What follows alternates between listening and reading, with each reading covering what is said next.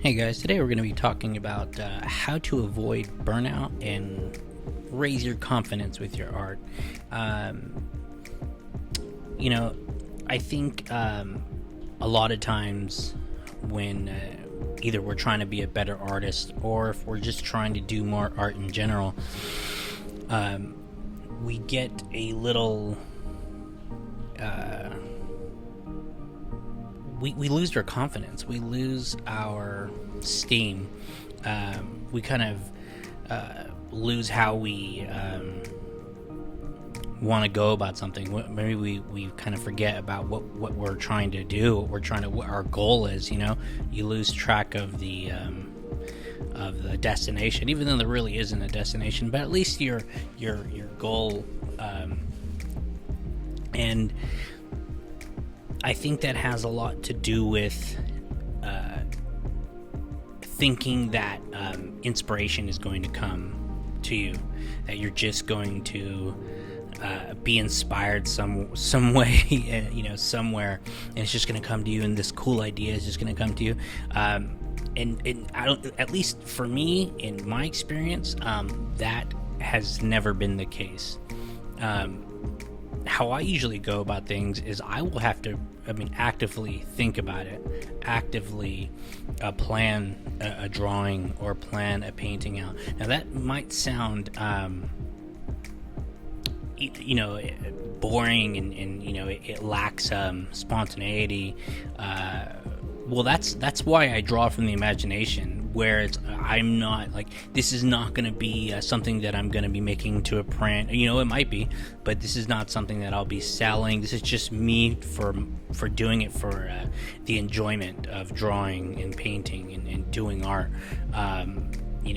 That's just me having fun. And I think a lot of the pressure in the art block, and also in turn that will turn into burnout.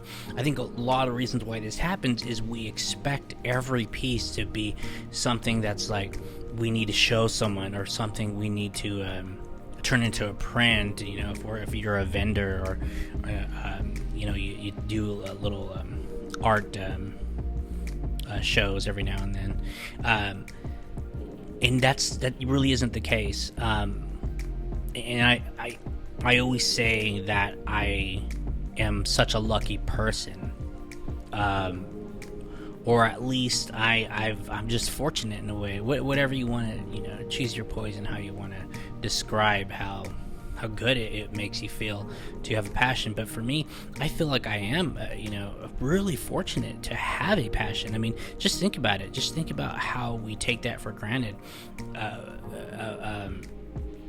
Not everyone has a passion. Not everyone has a passion that they can spend hours and hours after their job, or after they're done with their day doing what they have to do, and then spend hours on something that they really love, either for fun, or whether you're doing it as part of your career, or it's an ambition.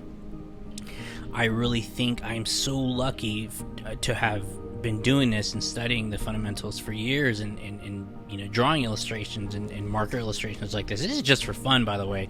The time lapse that you're looking at, that is strictly for fun. I may or may not sell this as a print, or maybe I can sell it as an original, but it's strictly for fun. Like, I just wanted to draw. I would like, that's a fun character, I want to draw that. It's my own pose and whatnot. It's pretty stoic, simple pose, but I think we lose track and we forget about how lucky we are to be passionate about something. So you have to realize whether you're passionate enough to really take the time to get better at your craft. And I think that was actually my point, is that to get more confidence with your art, and I think that's what a lot of the problem is why we get burnout and why we get art block with our art, is because you probably don't have a lot of confidence with your art.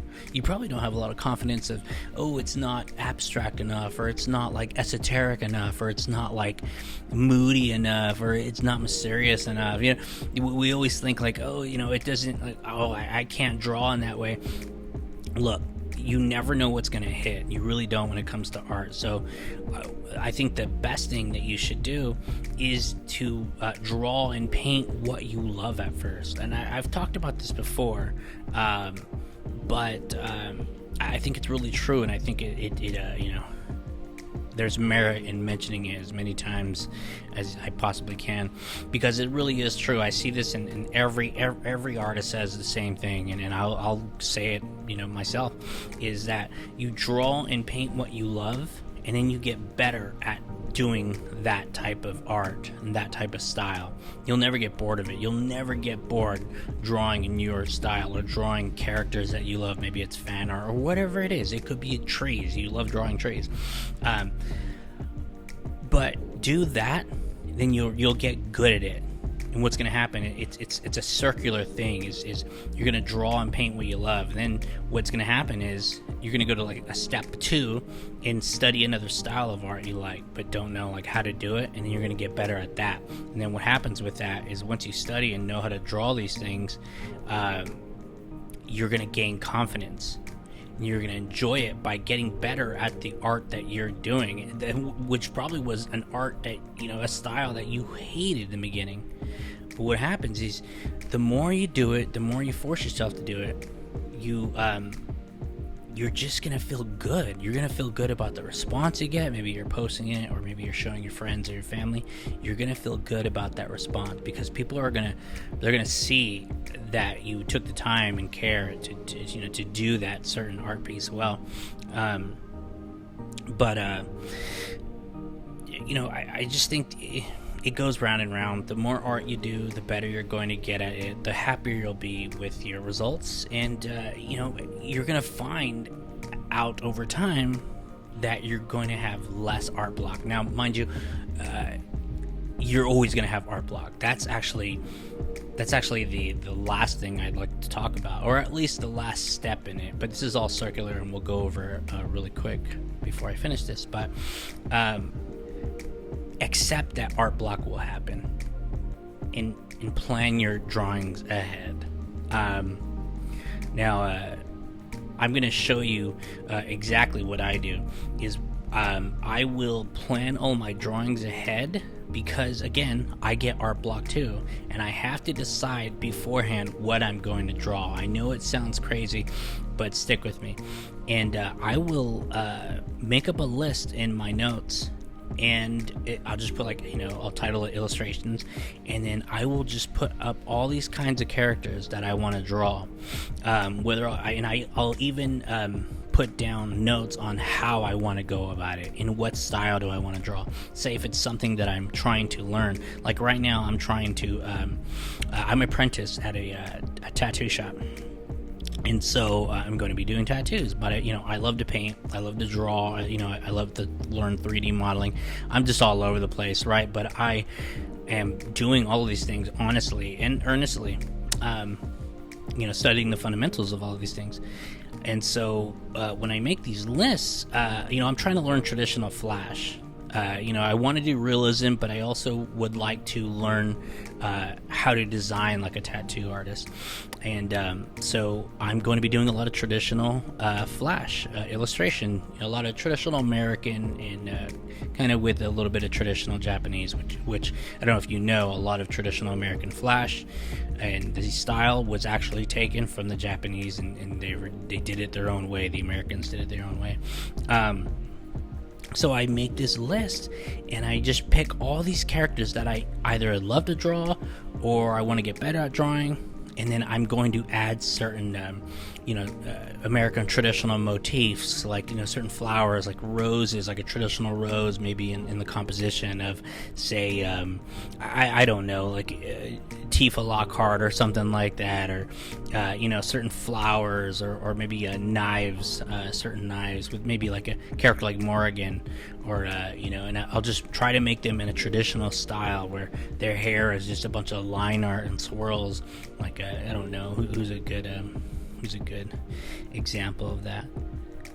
Like maybe Scarlet Witch, draw her in an American traditional style. That would be cool. You know what I mean? That's something. It's a two-pronged approach is I'm studying the fundamentals, right? Because I'm going to be looking at a lot of reference, but I'm also applying it by drawing these traditional flash illustrations. And mind you, these aren't going to be sketches. These are going to be finished illustrations that are going to look so good that I be able to make prints or sell them. So yeah, you want to do things like that, and also make study guides. Make study guides where you are, studying anatomy after you get off of work, studying certain body parts. These things are going to make you a better artist by studying them, by getting better at them. Or say you want to get good at drawing flowers, well, you're going to have to look up a lot of reference, like on Pinterest or things like that. Pinterest is great for reference, by the way. And look up all these things and get better at them.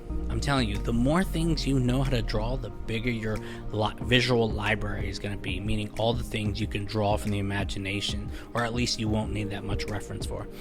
And you're going to find that you are becoming a more creative artist. You're going to find that you'll know composition more. You're going to find that you know color theory and lighting and knowing how to design an art piece.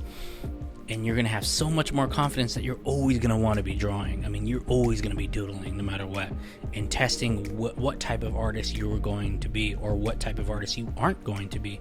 All these things that you're learning, and all these things that you're going to find out that you love and what you love about these certain styles, they're going to make you you're going to have your own style by that point. So, again, number one, you draw and paint what you love. 2, you study another style of art you like but don't know how to do it, and you'll get better. 3, study and watch YouTube videos to learn how to draw and paint in certain style. Gain confidence and enjoyment. Alright guys, well, that's all I have for you today. I hope you enjoyed this video, and I hope you draw a bit more. Alright, I'll see you next time. If you like this video, go ahead and follow me. See you next time. Thanks for watching. Bye.